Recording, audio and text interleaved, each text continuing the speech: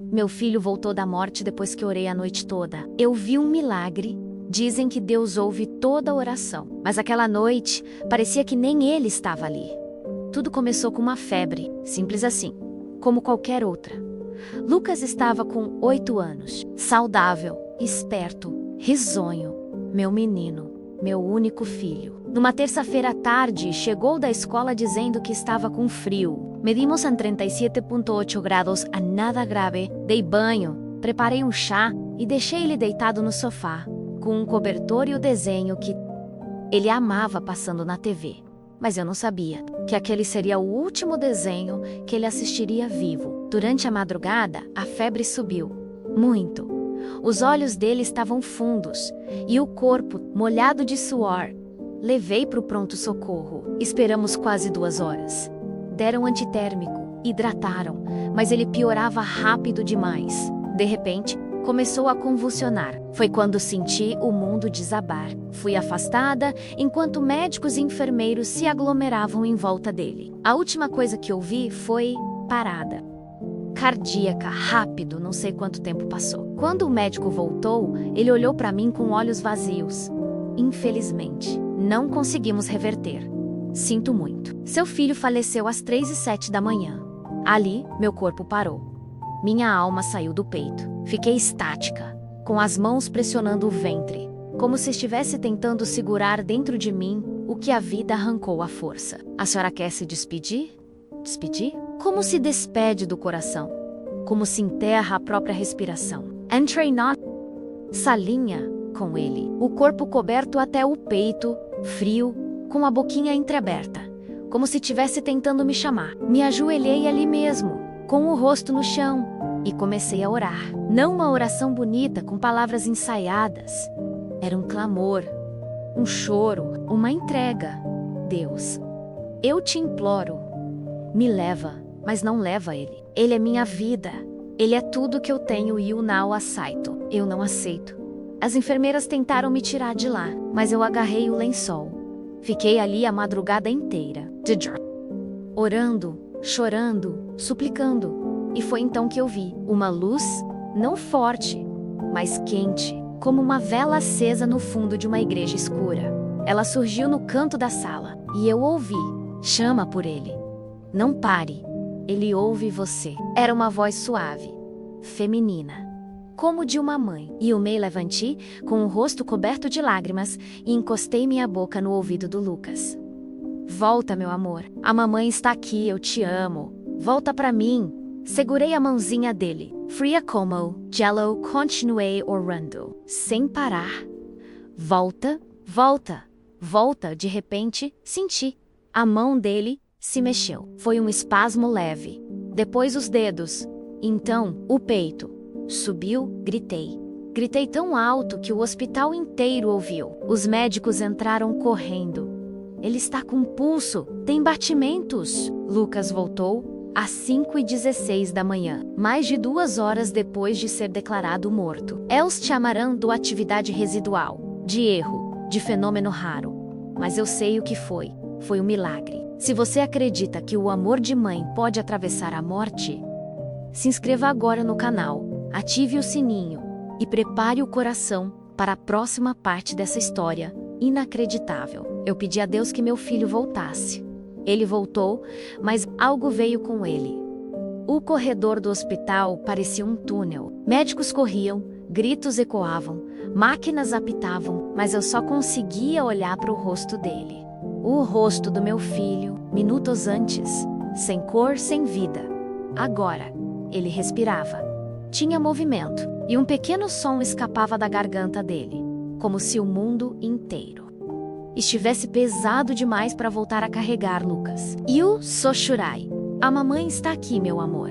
Fica comigo. Seus olhos ainda estavam fechados, mas as mãos tremiam. O corpo reagia. Os médicos se atropelavam com termos técnicos e choque clínico, mas eu não ouvia nada, só chorava. Chorava como nunca tinha chorado antes. Ele estava de volta. E foi naquele momento que entendi. Milagres existem, mas ninguém te prepara para o que acontece depois. Ficamos 3 dias internados. 3 dias que ele mal falava, mal comia. Apenas ficava olhando para o teto fixamente, como se esperasse que algo ou alguém... No segundo dia, quando pensei que ele dormia, ele sussurrou: "Por que você me trouxe de volta, mãe?" Meu coração congelou, me aproximei da cama. "Como assim, meu filho?" Ele virou o rosto devagar. Os olhos, antes doces, agora estavam fundos, como se tivessem visto algo que nenhuma criança deveria ver. Lá não tinha dor, era escuro, mas era calmo. Ninguém gritava.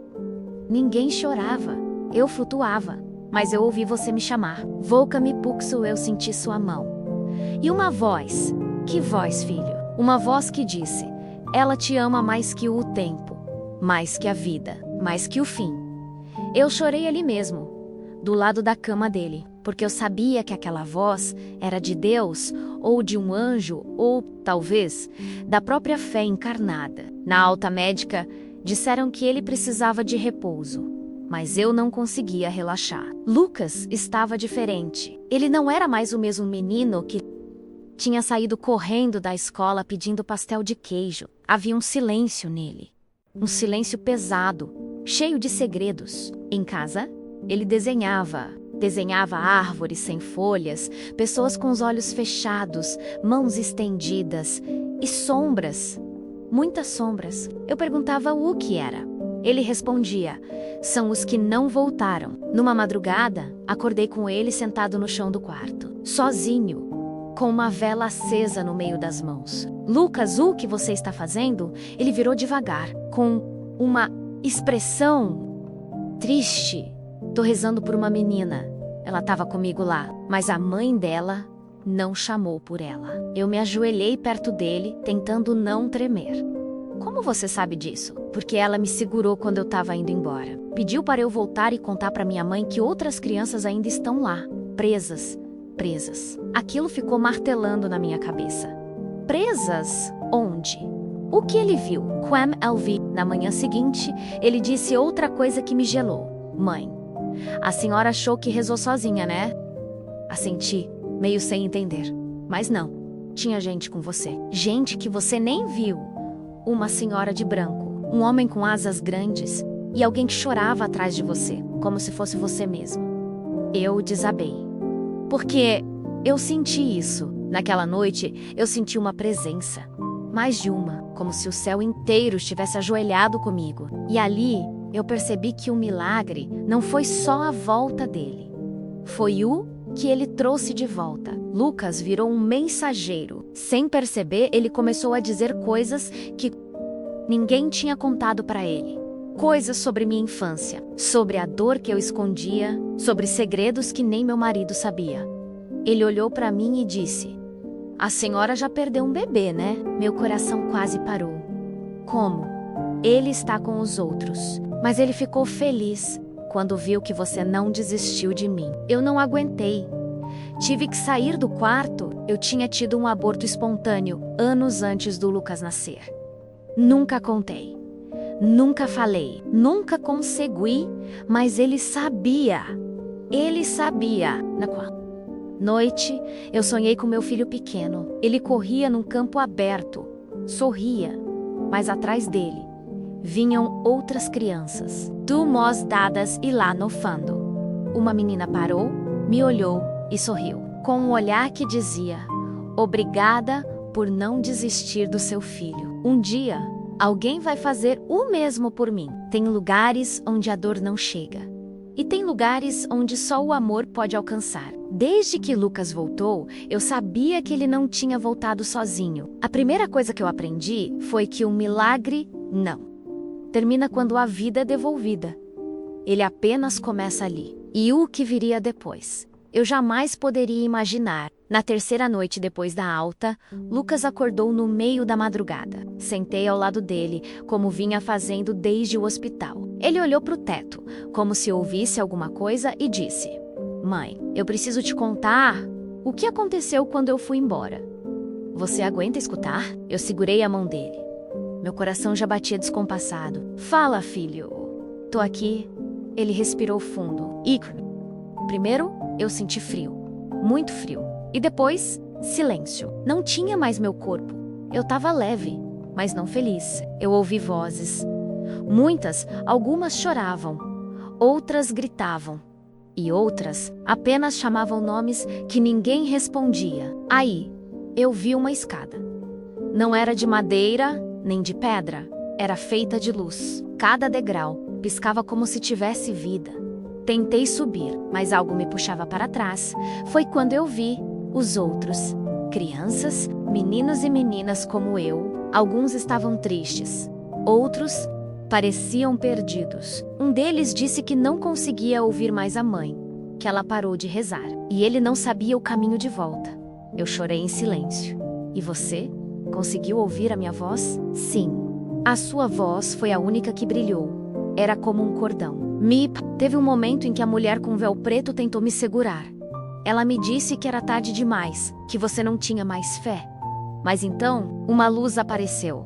Enorme, quente, como uma mãe gigante. Ela afastou a escuridão e me disse: o amor dela é mais forte do que a morte. Eu não sabia o que dizer. Apenas o abracei. Ele continuou. Antes de voltar, eu ouvi uma coisa. Uma menina sussurrando. Se sua mãe conseguiu, talvez a minha consiga também. Ela me pediu para contar isso. Para falar para as outras mães que não parem de chamar. Mesmo que os médicos digam que acabou, mesmo que todos parem de acreditar. Porque, às vezes, alguém está escutando. Fiquei em silêncio por muito tempo depois daquilo. Lucas voltou a dormir, mas eu fui para a cozinha, me ajoelhei no chão e chorei. Não de tristeza, mas de gratidão. Porque ali eu entendi. O que aconteceu com a gente não era só nosso. Era para ser contado. Para ser vivido por quem precisa acreditar de novo. Nos dias seguintes, Lucas começou a fazer perguntas que me deixavam sem resposta. Por que tem gente que reza, mas ninguém escuta a mãe? Por que algumas mães desistem? Por que só algumas crianças conseguem voltar? Eu não sabia como responder, mas ela parecia já saber as respostas. A fé é como um fio invisível. Alguns são curtos, outros são longos, mas o mais forte é aquele feito de amor. Foi então que algo inexplicável aconteceu. Um casal apareceu na minha porta. Eram pais de uma menina desaparecida. Eles tinham ouvido falar da história do Lucas, mesmo que eu ainda não tivesse contado a ninguém oficialmente. A mãe segurava uma foto. Essa aqui é a Júlia. Você pode mostrar para o seu filho? Chamei Lucas. Ele olhou a imagem e disse: ela me segurou na escada. Ela não conseguiu voltar, mas me pediu para dizer que ainda escuta quando vocês falam com ela. Só que a voz do pai tá fraca. O homem caiu de joelhos, começou a chorar como uma criança e repetia: eu nunca mais falei com ela. Achei que tinha que ser forte, que era melhor esquecer. A mãe o abraçou e naquele momento eu vi o milagre se multiplicar. Lucas não foi salvo só para viver.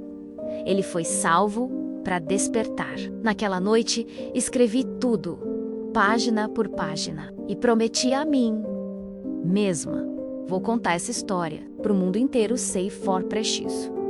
Porque tem mães agora que estão perdendo a fé. E talvez, só talvez, a minha voz possa ser o fio invisível que ainda as liga a quem elas amam. O verdadeiro milagre não foi ele voltar. Foi o mundo mudar depois que ele voltou. Depois daquela visita dos pais da Júlia, eu entendi. A história do Lucas era maior do que nós dois. Muito maior.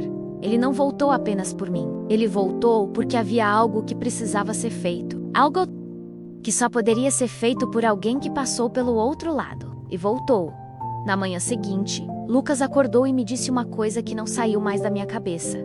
Mãe, hoje alguém vai bater aqui em casa pedindo ajuda. Fiquei em silêncio. Já havia aprendido a não duvidar de nada. O dia passou normalmente. Nada aconteceu. Mas às 21h17, a campainha tocou. Era uma mulher com os olhos vermelhos de tanto chorar. Me desculpa. É aqui que mora o menino que voltou da morte? Eu apenas balancei a cabeça. Ela tirou do bolso a foto de um menino. Esse é meu filho, Davi. Ele morreu há 2 meses, mas eu sinto que ele ainda está aqui. Lucas apareceu atrás de mim, olhou a mulher e depois a foto. Ele dorme perto do portão da sua casa, mas ele está com medo, porque você parou de chamar por ele. A mulher desabou. Caiu de joelhos na calçada. Eu não sabia o que dizer. Só abracei ela. E naquele momento, 2 corações de mãe se reconheceram pela dor. Naquela noite, depois que ela foi embora, Lucas desenhou uma coisa que me deixou sem palavras. Um portão, com uma criança deitada no chão, em posição fetal. E uma mulher, ajoelhada do lado de dentro, com a mão esticada, mas a boca costurada. É o que acontece quando a dor é maior que a fé. A voz trava, e o filho para de ouvir. Fiquei sem ar, porque por muitos dias eu também perdi minha voz, eu também quase me calei para sempre. Os dias seguintes foram diferentes. Lucas começou a ter sonhos, mas não eram só sonhos. Eles me chamam. Mãe dizem nomes, me mostram rostos. Tem uma menina que diz que nasceu dentro de um carro, mas ninguém sabe que ela morreu. Tem um menino que está embaixo d'água, esperando que o corpo dele seja encontrado. E então, algo ainda mais forte começou a acontecer. Eu também comecei a ver. Tudo começou com pequenos sinais. A luz da sala que piscava às 3 horas da manhã. O rádio que ligava sozinho. Portas que se fechavam mesmo sem vento. No começo, achei que estava ficando louca, mas uma madrugada, ouvi. Nitidamente, chama por mim também. Levantei trêmula. Fui até o quarto do Lucas. Ele dormia. Massa chorava. Ela quer ouvir o nome dela, mãe. Só isso. Na manhã seguinte, recebi uma mensagem de uma conhecida. Ela contou que a sobrinha tinha morrido em um acidente 3 anos antes. Mas nunca fizeram missa. Nunca falaram o nome da menina. Eu perguntei o nome. Quando ela disse, minhas pernas tremeram. Era o nome que eu tinha ouvido na madrugada. Naquela noite, pela primeira vez, Yu Ajo Heikon. Lucas e oramos por alguém que não era da nossa família. Foi a coisa mais poderosa que já senti. Uma paz tão densa que parecia perfume. O quarto ficou mais quente. E Lucas disse, agora ela subiu. Ela estava esperando só isso, ser lembrada. Eu não tinha mais dúvidas. Lucas estava sendo usado como um instrumento, um mensageiro entre os 2 mundos. E eu era só a mãe, a mulher que orou a noite inteira e foi ouvida. Mas agora eu precisava ouvir também. Na semana seguinte, algo diferente aconteceu. Lucas começou a ficar cansado, muito cansado. Queria dormir o tempo todo. Tinha olheiras profundas. Filho, tá tudo bem? Eles estão cansando a minha cabeça. Alguns não querem só oração com Aaron Volter. E isso dói, eu me desesperei. Levei ao médico. Tudo normal. Mas eu sabia que não era físico. Era algo espiritual. Naquela noite fiz o que não fazia há anos. Fui à igreja, sozinha, de joelhos. E pedi, Deus, eu sou grata. Grata por ter meu filho de volta. Mas por favor, protege. Não deixa que a dor dos outros tire ele de mim de novo. Se ele é um instrumento, então me usa também. Me deixa carregar esse fardo com ele. Quando voltei para casa, encontrei Lucas acordado. Me olhou e disse, você entregou, né? Entreguei o quê, filho? Você disse para ele que podia te usar também. Me sentei no chão e chorei. Agora vai ficar mais leve, mãe. Porque eu não vou fazer isso sozinho. Naquela noite, sonhei com uma escada de luz. E pela primeira vez, eu mesma subi degrau, lá de cima. Ouvi várias vozes, todos do mês chamando, sussurrando, suplicando, e entre elas estava a minha, cantando a mesma música de Niná que eu cantava pro Lucas bebê. Toda vez que a luz brilha forte, a sombra tenta apagar. Nos dias que seguiram aquela oração em que eu me entreguei a Deus, tudo parecia ter voltado ao lugar. Lucas dormia melhor, comia melhor. A gente começou a fazer pequenas orações juntos, toda noite antes de dormir. E aos poucos, ele parou de mencionar os rostos tristes e os nomes sussurrados. Mas foi só por um tempo. Porque, na verdade, a calmaria era só o aviso de que algo estava vindo. Tudo começou com um cheiro. Uma noite, enquanto lavava a louça, senti um odor forte de enxofre. Quase engasguei. Achei que fosse o ralo, algo estragado. Mas o cheiro vinha do corredor. Fui até o quarto do Lucas e ele estava deitado, olhos abertos. Ela está aqui. Mãe. Quem? Filho. A que ficou com raiva quando eu fui embora. Meu corpo inteiro arrepiou. Na mesma hora, senti o ar pesar. As luzes piscaram. E a vela que acendíamos todas as noites se apagou sozinha. Foi como se a casa inteira prendesse a respiração. Lucas se encolheu. Começou a suar frio. Ela quer que eu pare. Disse que eu estou bagunçando o lado dela. Que se as mães souberem rezar do jeito certo, vão começar a puxar os filhos de volta. E ela vai ficar sozinha. Eu o segurei com força. Ela não pode te tocar, filho. Eu estou aqui. Mas ele não respondeu. Murmurou. Ela não quer me tocar. Quer tocar você. Nessa noite, pela primeira vez, fui eu quem sonhou com ela. Uma mulher alta, magra, de vestido preto. Sem rosto, sem olhos e com a pele pálida como papel molhado. Ela caminhava em minha direção num corredor infinito, arrastando correntes presas às pernas. Mas o som das correntes era de crianças chorando. Você roubou o meu silêncio, ela disse. Agora vai ouvir o grito de quem ficou. Acordei com um corte no braço, raso, mas real, sangrando. E a vela estava queimada até a base, mesmo tendo sido nova na noite anterior. No dia seguinte, Lucas estava febril. Tremia e falava dormindo. Eles estão puxando ela de volta, mas ela está presa em alguém vivo. Um homem, um pai que escondeu a verdade. Comecei a anotar tudo. Cada frase, cada nome que surgia nos sonhos. Até que um deles me fez travar. Renato. Era o nome do pai da Júlia. A menina que Lucas disse que estava no escuro, ela não havia apenas morrido. Ela tinha sido escondida. E eu... Pai nunca contou a verdade.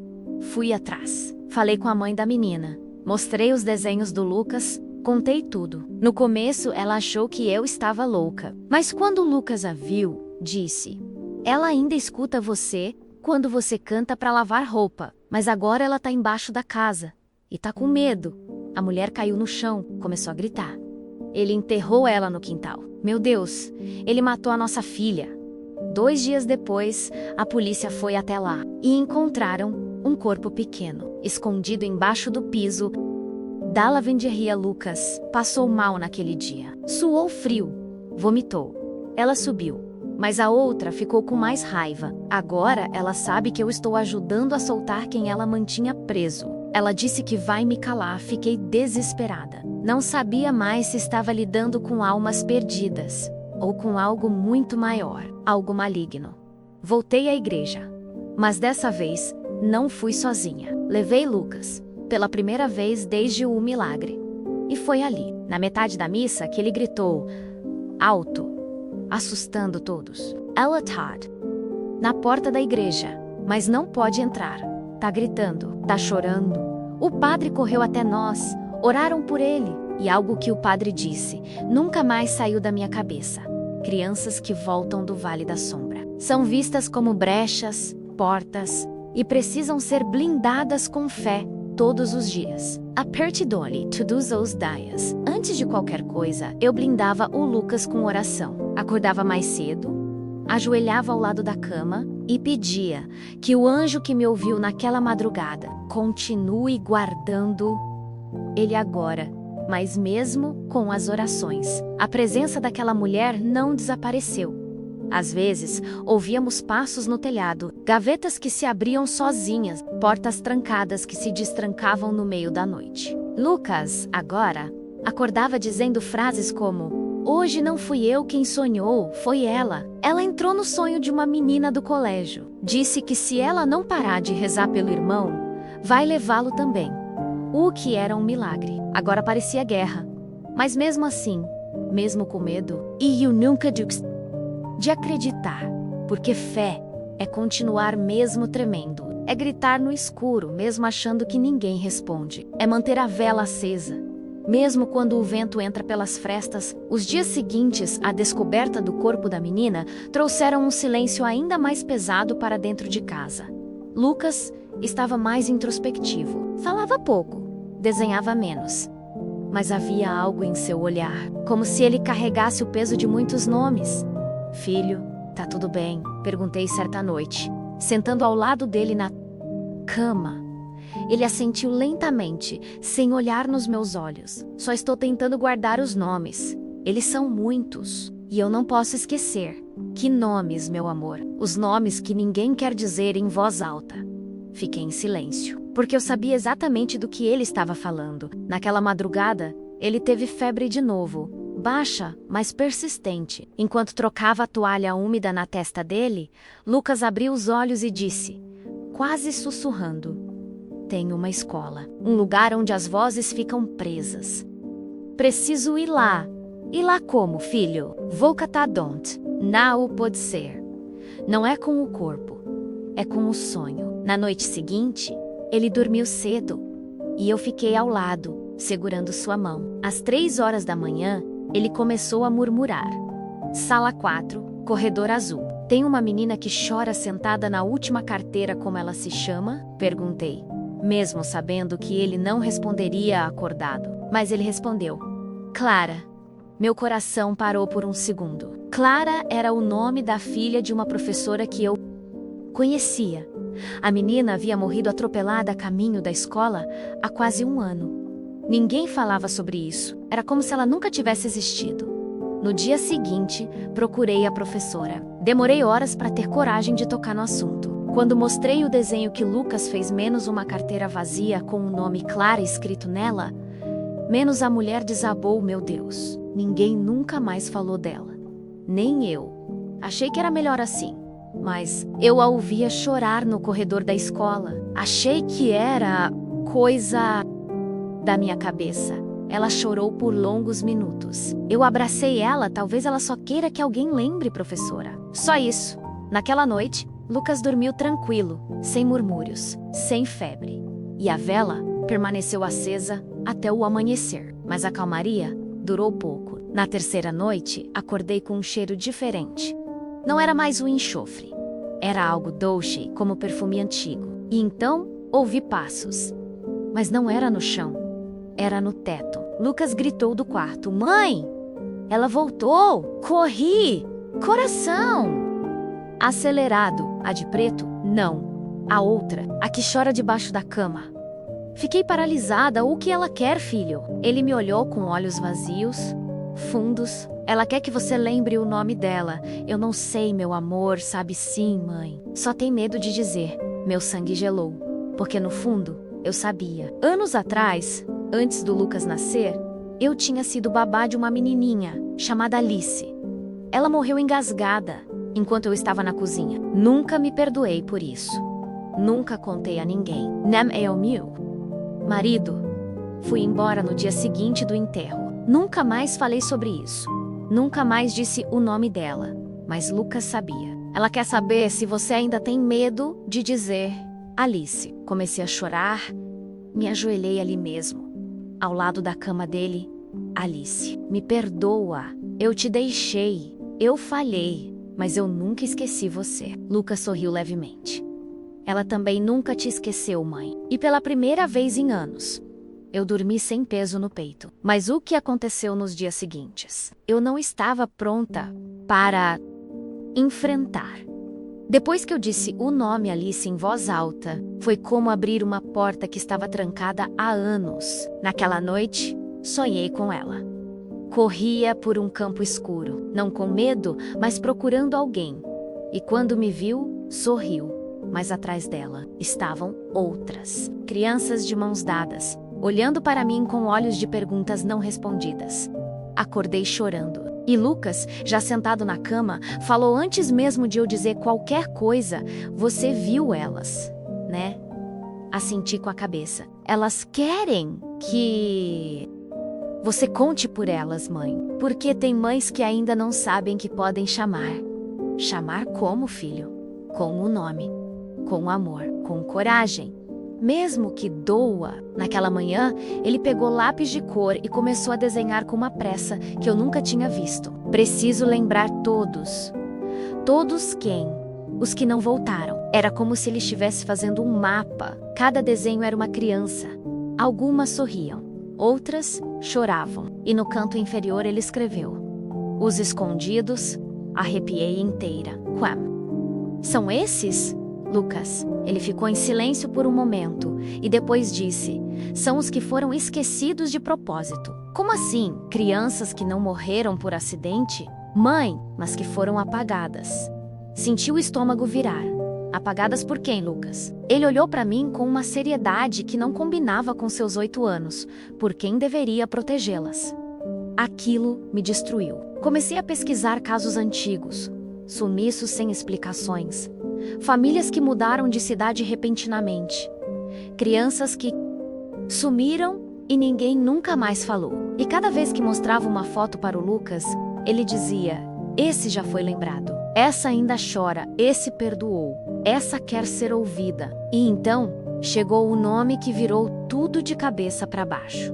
Letícia. Eu não lembrava de nenhuma Letícia. Mas quando Lucas viu uma matéria antiga no meu celular, uma menina dos 7 anos desaparecida em 2002, no bairro onde eu morava quando era adolescente, ele apontou: é ela. Ela o quê, filho? Ela está com medo. Porque o homem que fez isso ainda passa em frente à casa da mãe dela. Engoli seco. E o que ela quer? Lucas mordeu o lábio inferior e disse, baixinho, que você vá até lá. Naquela tarde, fui até o endereço da matéria. Era uma casa simples, com jardim mal cuidado e uma cortina rasgada bore na porto. Demorou, mas uma senhora abriu. Olhos fundos, cheios de dor antiga. Desculpe incomodar. É aqui que morava a Letícia. Ela não respondeu, apenas assentiu. Eu ouvi sobre a história dela. E queria deixar uma flor. Ela ficou em silêncio por longos segundos. E então disse, ninguém mais fala o nome dela. Fazem quase 20 anos. Eu achei que estava esquecendo o rosto. Entreguei a flor. Mas antes de ir embora, ela segurou meu braço e disse, hoje eu ouvi passos no corredor, como quando ela ia escovar os dentes. Segurei o choro. Talvez ela só quisesse que você lembrasse. Voltei para casa e contei tudo a Lucas. Ele sorriu. Agora ela não está mais sozinha, mas no dia seguinte, algo... Lucas acordou com os olhos vermelhos, como se tivesse chorado a noite toda. Filho, o que foi? Eles estão contando as histórias erradas. Quem amor? Os escondidos. Eles estão mostrando como foram apagados. Então, ele começou a desenhar. Mas dessa vez, os desenhos eram sombrios. Correntes, portas trancadas, rostos sem boca, mãos que tampavam olhos. Um deles me fez tremer. Uma criança em posição fetal, cercada por sombras que seguravam cartazes com a palavra vergonha, ou kill. Isso significa, Lucas? Ele sussurrou. Algumas mães sentiram vergonha, e isso apagou os nomes. Naquela noite, sonhei de novo com a escada de luz. Mas dessa vez, ela estava quebrada no meio, e uma voz me disse, cada nome não dito é um degrau faltando. É por isso que alguns não conseguem subir. Acordei com o coração acelerado. Sabia o que tinha que fazer. Peguei uma folha em branco, sentei ao lado do Lucas e disse, vamos escrever todos. Todos os nomes que você lembrar. Horas escrevendo. E depois, rezamos por cada um por um. A vela tremia, mas não se apagava. E naquela noite, o ar da casa ficou mais leve. Mas a sombra ainda rondava, porque havia um nome que Lucas ainda não conseguia dizer. Tem um nome que me machuca, mãe. Qual? Não sei. Ele vem em partes, nunca inteiro. Descreve, filho, tem-me, tem ao. E às vezes vejo um coração partido no lugar da letra. Você acha que é uma criança? Ele a sentiu, mas é diferente. Essa está dividida. Como? Se uma parte estivesse aqui e a outra, em outro tempo, é como se ainda não tivesse morrido, mas já tivesse sido esquecida. Aquela frase ficou martelando em mim. No dia seguinte, fui até um centro de acolhimento que cuidava de crianças abandonadas. Queria ver se encontrava alguma pista, alguma história parecida com a que Lucas descreveu, e encontrei. Uma menina chamada Mialu, abandonada com 2 meses de vida nunca registrada, nunca adotada, vivia em abrigos. 2018, consta como fuga. Mas ninguém nunca mais a viu. Mostrei uma imagem antiga ao Lucas. Ele chorou. É ela. Mas você disse que ela não morreu ainda. Ela morreu, por dentro. E aí entendi. Algumas crianças não são fantasmas porque morreram, mas porque foram invisibilizadas em vida. E o que ela quer? Lucas respirou fundo. Que alguém diga que ela existiu. Voltei para casa e fiz o que nunca achei que faria. Escrevi o nome dela em um quadro, com tinta dourada. M e a Lu.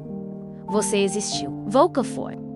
Amada, você é lembrada. E naquela noite, a vela queimou até o fim sem se apagar. Mas, ao apagar sozinha, ouvi a mesma voz do sonho da escada. Agora, a escada tem mais um degrau. E foi então que percebi. O verdadeiro milagre não é quando alguém volta. É quando a gente aprende a ouvir os que nunca puderam falar. A cada dia que passava, eu sentia que aquele milagre era só o começo de algo muito maior do que eu poderia imaginar. Meu filho não voltou apenas para estar comigo para continuar vivendo entre nós, ele voltou para ser uma ponte, um elo entre o que o mundo físico entende como real e aquilo que muitas vezes preferimos ignorar. O amor que ultrapassa a vida, que atravessa a morte, que desafia até mesmo as leis do tempo. Eu, que já tinha conhecido a dor de perder um filho antes de nascer, aprendi que a fé não é apenas um conforto em meio ao sofrimento. Ela é uma força ativa, uma chama que pode iluminar os lugares mais escuros e trazer à tona o que parecia perdido para sempre. Lucas me mostrou que as vozes que escutamos, as presenças que sentimos, são pedidos silenciosos de atenção, de reconhecimento, de amor que ainda pode salvar. Mas junto com essa missão veio um peso. Ele carregava os nomes que o mundo esqueceu, os rostos que ninguém mais lembra, as dores que foram enterradas junto com a esperança. E eu, mãe, sentia essa carga junto com ele. Cada oração que fazia por ele se transformava em uma oração por tantos outros. Cada lágrima que derramava era uma súplica, para que essas almas fossem finalmente vistas, amadas e libertas. Eu vi minha casa se transformar num espaço sagrado de encontros invisíveis, mas também um campo de batalha. A mulher de preto, a sombra que queria silenciar Lucas e a mim, não desistia. Ela representava o que há de mais profundo em nossa dor, menos a vergonha, o silêncio, o medo que sufoca a coragem de chamar pelo que foi perdido. E eu entendi que a maior luta não era só contra o que não se vê, era contra o que dentro de nós insiste em... Naquela noite, quando acordei com um corte no braço, lembrei do preço que muitos pagam por não aceitarem seus próprios medos, seus próprios lamentos. E foi ali, no meio dessa escuridão, que encontrei uma luz ainda mais forte, a entrega. Entregar a Deus, ao universo, à vida, o que não podemos controlar, mas podemos transformar em oração, em ação, em amor. Eu entreguei minha voz, entreguei meus medos, e entreguei meu filho para que juntos pudéssemos fazer o que parecia impossível.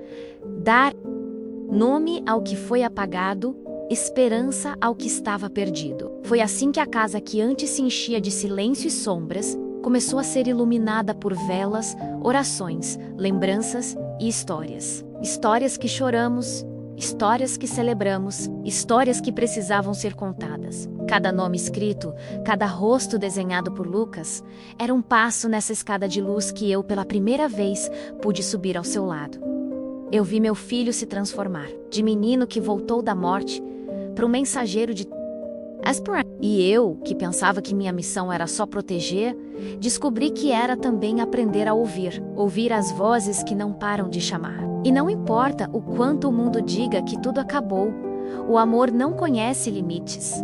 O amor escuta, o amor transforma. Se evoca esta sentindo que perdeu algo que não deveria ser perdido. Se a dor parece insuportável, o silêncio ensurdecedor, e a fé parece uma palavra distante, eu quero que você saiba, você não está sozinho ou sozinho. Às vezes, a oração que parece não ser ouvida é a que mais ressoa no universo. Às vezes, o milagre acontece quando você menos espera, quando seu coração está no chão e sua voz é só um sussurro. Mas o amor, esse amor, atravessa tudo. ele alcança o que está além do que vemos. E pode trazer de volta não só uma vida, mas a esperança para tantas outras. Essa história que comecei a contar, a história do meu filho Lucas, é também a história de todas as mães, pais, filhos e almas que ainda esperam. E essa é só a primeira parte. Porque o milagre não acaba aqui. Ele continua na próxima oração, no próximo nome dito em voz alta, no próximo coração que se recusa a se calar. Se você acredita que milagres existem, se acredita que o amor é mais forte do que a morte, então eu te convido a se juntar a nós. Inscreva-se no canal, ative o sininho para não perder nenhuma parte dessa jornada incrível. Compartilhe essa história. Vamos juntos dar voz aos que não têm. Vamos juntos acender velas nas noites mais escuras. E que mesmo quando tudo parece perdido, o amor pode trazer de volta a vida. Obrigada por estar aqui. Nos vemos no próximo vídeo. Até lá, mantenha a fé acesa, porque milagres, eles acontecem.